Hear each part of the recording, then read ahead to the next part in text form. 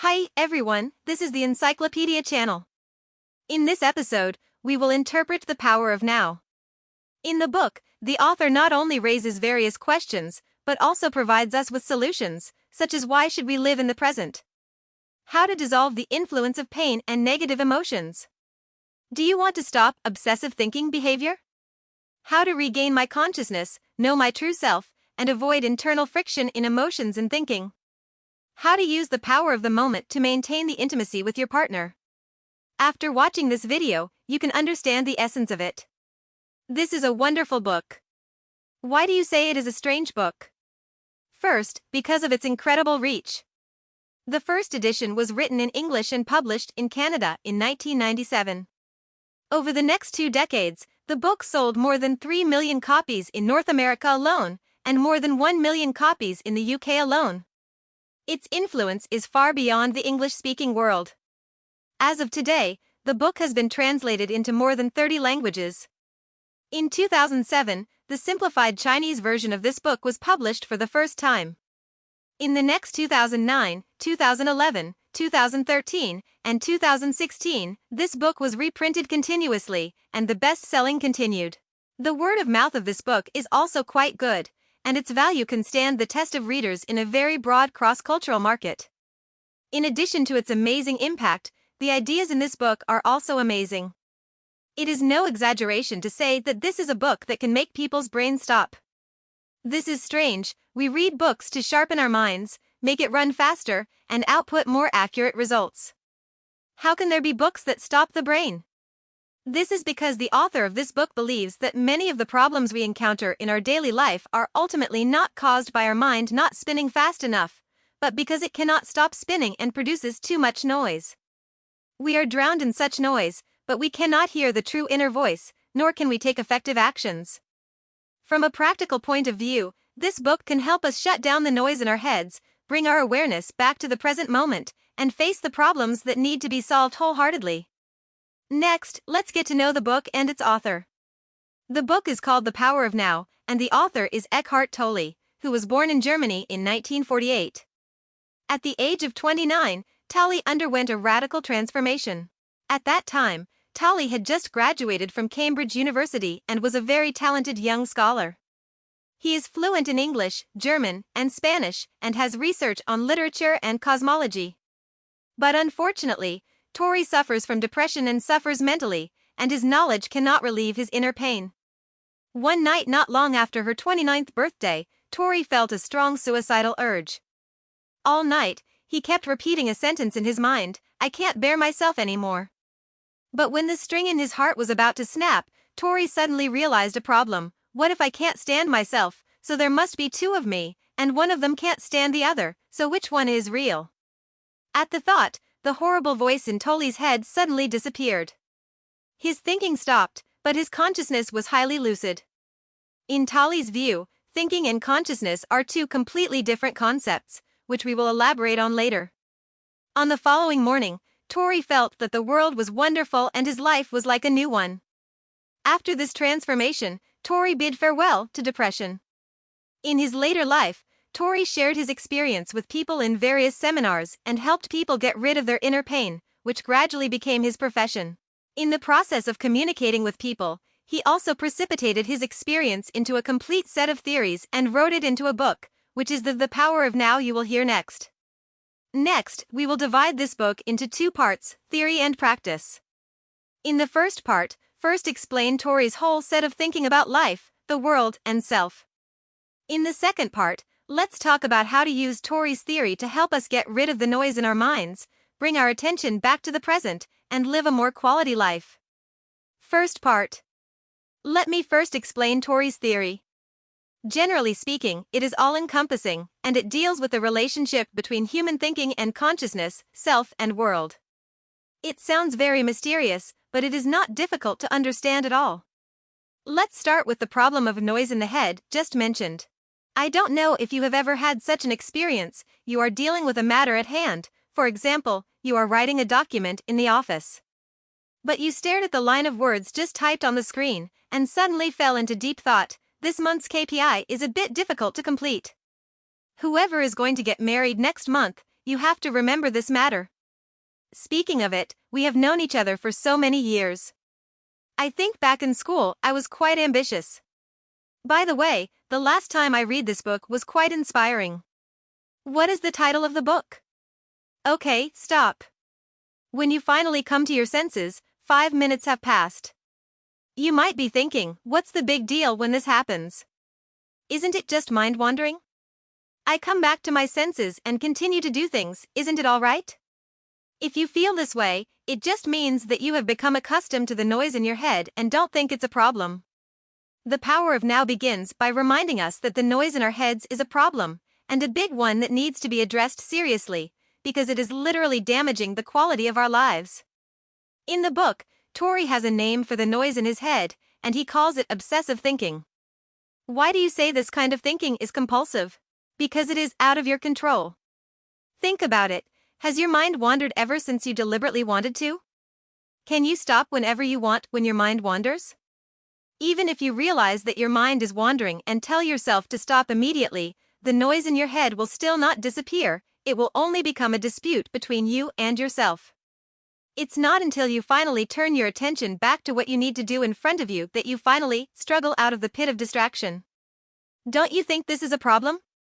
Thinking is originally the most prominent endowment of the human species and a powerful tool to help us solve problems. But the problem with obsessive thinking is that your tools are turning your back on the customer. Thinking occupies you when your consciousness is slack, just like when you are using a computer, an inexplicable program suddenly pops up and runs on its own, not only pushing aside what you are doing, but also occupying your mind. Hello, a large piece of CPU computing power. In our brains, this kind of thing is happening every day, even several times every hour. How much time and energy it will consume. Waste of time and energy. This is not the biggest problem of obsessive thinking. What is more troublesome is that the distracting thoughts in your mind always drag you back to the past or into the future, making it difficult for you to focus on the present moment with peace of mind. You can pay attention to what comes to mind when your mind wanders, usually some impressive memory fragments from the past, or your imagination of the future. Even if what you think of are your own fictional episodes that never happened in reality, they are often related to your past experiences or anxieties about the future, and reflect some deep thoughts in your heart. For example, you may imagine arguing with someone, only to realize that you have such a big grudge against this person when you come to your senses. Or, you may imagine a room with bright and clean windows, and then suddenly remember that you are looking at the house recently. I haven't found a suitable one after watching it for several months. It turns out that in your subconscious, you have been worrying about this matter all the time. You see, when your mind wanders, your attention always drifts to the past and future, interfering with your connection to the present moment. You might think, is there anything wrong with thinking about the past and the future? Past and future matter. My knowledge, experience, and achievements are all accumulated in the past. In addition, only with a future can there be hope and goals to strive for. True, we do not deny the value of the past and the future. However, there is a point of view in the book The Power of Now. Tolle believes that for each of our lives, the only real moment is the present moment. Note that Tolle does not mean that the past has never happened and the future will not come. Everything that happened in the past is already an established fact, and the future is also destined to come. What Tolle means is that those past times have passed forever, they are only some memories left in the mind of you now, and the future, for you now, only exists in imagination. For example, your life is actually like the needle on a gramophone, and your life is like a record. The record spins, the music plays from the prologue to the epilogue, and the needle stays at one point. From the beginning to the end, what really happened is just the friction between the needle and the record every moment. In this sense, each of us only lives in the present moment. Of course, the living in the moment mentioned here is not what the hedonists mean when they talk about instant gratification. Living in the moment has nothing to do with attitude towards life, it is a simple fact. There may be a misunderstanding here that needs to be clarified.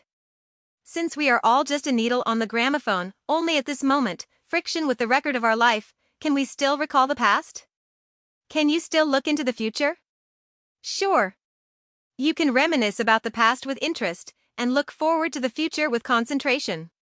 The important thing is that this must be your conscious choice at the moment, not an unconscious distraction. In a well-structured piece of music, there are usually repeated parts, which will make the music sound more regular and beautiful. The life you are playing at the moment can echo your past or preview your future, but whether it is echoing or previewing, remembering or looking ahead, you need to experience all of these in the present moment. The needle on the phonograph must always be steady at one point, and it cannot refrain from jumping back and forth between the past and the future. In that case, the music played will be fragmented. This becomes the noise in our head. Tolle believes that it is our consciousness that keeps the needle stable at one point, and it is our thinking that causes the needle to jump back and forth. As we mentioned earlier, thinking and consciousness, in Tolle's view, are two very different concepts. Where is the difference? Thinking is a concrete logical process, and consciousness is what hides behind thinking. Because thinking is concrete, it can be described. You can speak your thinking, write it down, and even make it into a movie. And what about consciousness? Consciousness is indescribable, it perceives the world and makes decisions in the present moment. Consciousness is not thinking. It is the master of the tool of thinking. Furthermore, your consciousness is closer to the real you than your mind. The philosopher Descartes famously said, "I think, therefore I am." Tolle was unequivocally opposed to Descartes. In his view, a person's thinking is far from being able to represent his self. The mind can indeed weave a self with memories of the past, a specific identity, and a predictable future. You can write it as a resume, or as an autobiography. But this self that can be written is illusory, it is only your mind's imagination of the self. The conscious self that is always in the present moment is real and alive. Remember the story we told at the beginning?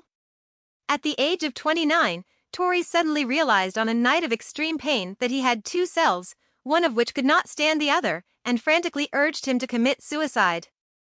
Tolle believes that this dangerous self is the illusory self woven by the mind. Tolle called it the ego, and in his view, the ego is the root of all problems.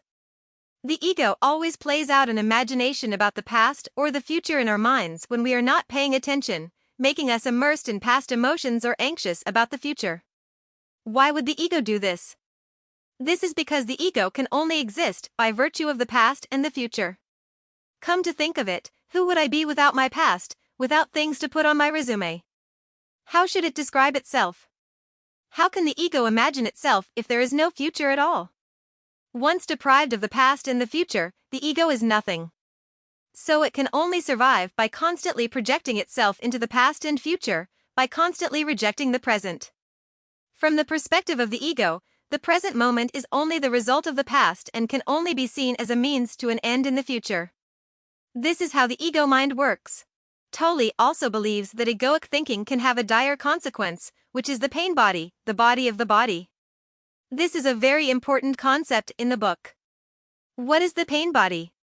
A person's negative emotions that have not been expressed or released in the past accumulate in the heart, and gradually, it seems to have formed an entity with life and will. This is called the pain body. Each of us may have a pain body in us. When it's asleep, we don't feel its presence.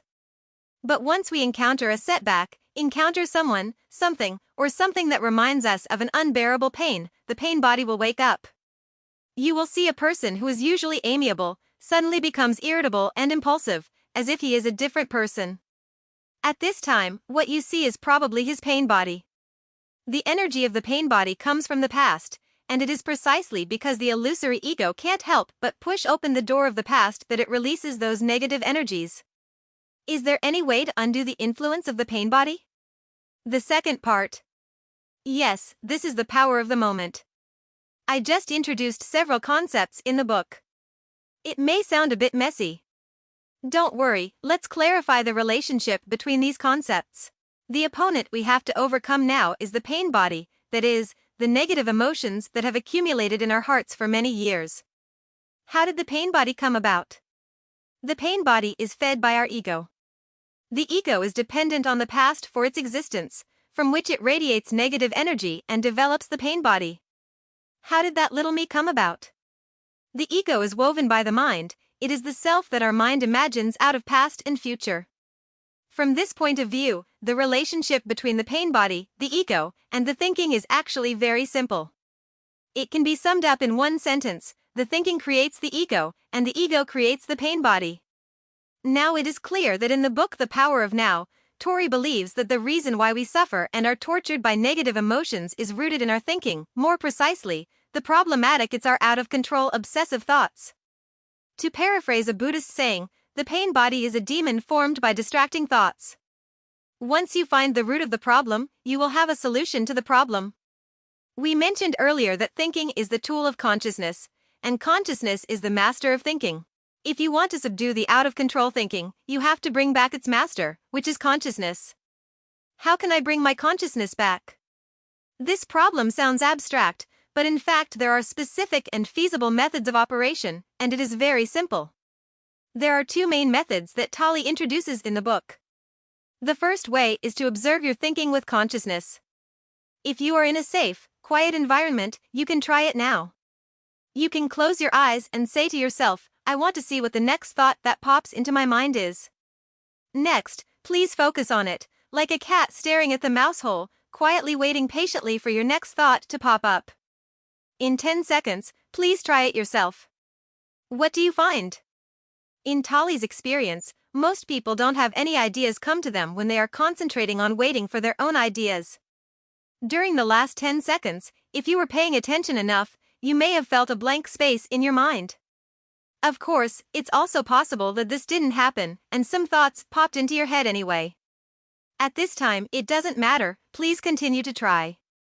When you find a new idea popping up, please don't disturb it, don't stop it from appearing, don't analyze it, and don't put any label on it.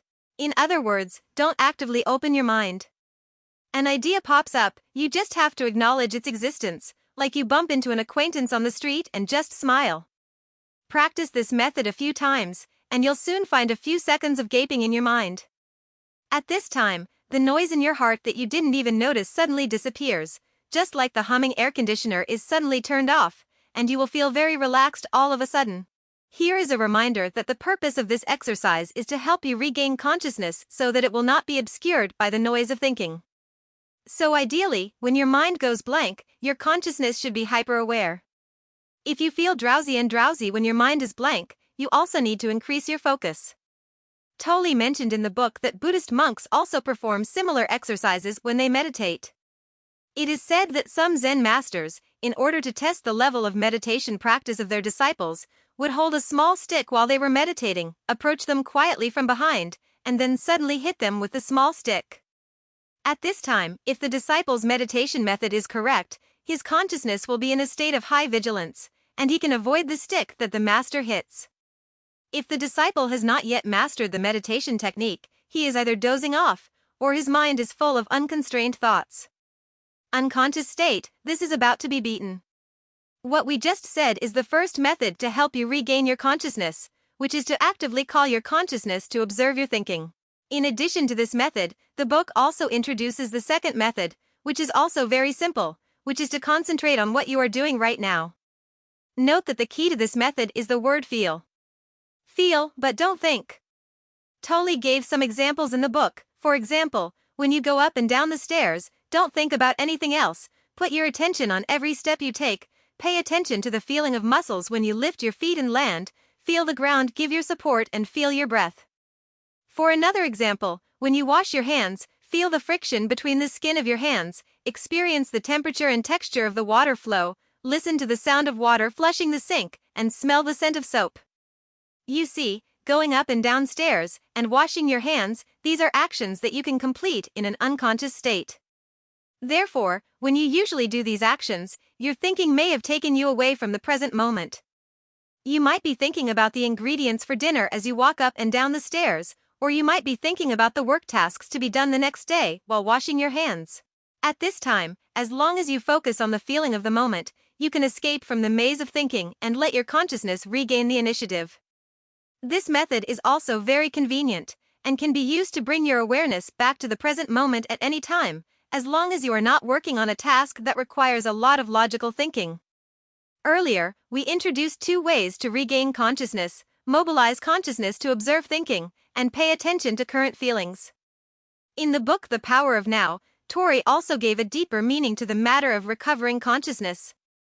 In his view, regaining consciousness can not only help us get rid of the control of obsessive thinking and avoid internal friction in emotions and thinking, but more importantly, it can also help us know our true self. As we said before, Tolle believes that the ego woven by thinking is the illusory self. So what is real? Awareness that is always in the present moment is real, and it is the bridge to your true self. In the book, Tolle conducts a profound philosophical analysis of the concept of authentic self. In his view, the true self is a concept similar to the Tao in Taoism. It is indescribable and incomprehensible to thinking, but when you connect with it through consciousness, you will feel a real, empowering joy and peace. Of course, in addition to pursuing this spiritual realm, Tolle's set of ideas can also help us solve many practical problems. For example, you can use the power of the present moment to maintain your intimacy with your partner. In the early stages of an intimate relationship, we always get great satisfaction from our partner's approval, love, and even admiration. However, according to Tolle's theory, it is only the lonely and fragile ego that is satisfied at this time, not the real self. Once the initial passion fades, the ego that is still immersed in the past will feel lost and painful, and it will use various methods to force the partner to act according to its own wishes. At this time, all the things we don't want to see in the intimate relationship, the problem arises. One party's possessiveness will increase and jealousy will increase, and the other party will respond with indifference or even violence. These problems occur frequently in many intimate relationships. So, is there any solution? Tolle believes that there is a common antidote to almost all suffering, which is to keep your awareness in the present moment. The specific approach is very similar to the two methods we just introduced. When various problems arise in an intimate relationship, both parties to the conflict can try to mobilize their consciousness to observe their own and the other's thinking. There is no critical or defensive intent in this observation. No attack, no defense, no analysis, just use consciousness to feel the existence of the opponent. Please note that this approach is of course not cold violence, nor does it mean ignoring urgent problems that need to be solved. Both parties in a relationship can still communicate effectively, can explain their feelings to each other, and then take constructive measures. But the important thing is that this kind of communication does not contain any resentment from the ego. The two people are not worrying about the past, nor are they anxious about the future. They just return to the current sober consciousness. This moment is likely to be the beginning of their true understanding of each other and themselves. The above is the essence of the book The Power of Now. It talks about a set of theories created by the author Tolle. It is this set of theories that helped Tolle get out of the shadow of depression in his youth, and also brought life inspiration to millions of readers all over the world. The concepts Tolle employs in the book may sound esoteric, but they're actually not that difficult to understand. Simply put, Tolle believes that there is a universal problem with our thinking, which is obsessive thinking. Thought is originally our tool, but it is often anti-objective and operates on its own when our consciousness is weak. This will not only cause energy consumption, but what is more troublesome is that the mind weaves an illusory self with past memories and future expectations, which is the ego. The ego is weak. In order to maintain its own existence, it can only continuously drag us back to the past or into the future, and the resulting negative emotions accumulate in our hearts, which forms the so-called pain body. To overcome this series of problems, we must start from the root of the problem, which is thinking. After all, thinking is just a tool, and consciousness is the real master. In the book, Tolle introduces two simple and convenient training methods to help us stay in the present moment. With the power of the present moment, we can get closer to our true selves, and we can also solve real-life problems, such as maintaining a healthy intimate relationship. Tolle's set of theories deals with more abstract and essential issues. In addition to intimate relationships, I believe this theory can be applied to many things in our lives. For example, when we are dealing with multi-threaded work tasks, reminding ourselves from time to time to bring our consciousness back to the present may reduce our psychological burden when switching tasks and reduce the risk of making mistakes. When your emotions are out of control or your body is tired, you can also try the method suggested by Tolle, using the power of the moment to calm your emotions and relieve fatigue. This is the end of this episode of the show. What do you think about it differently? Welcome to leave a message to discuss with everyone. Hey, if you like our channel, please subscribe us. Haha, remember to like it.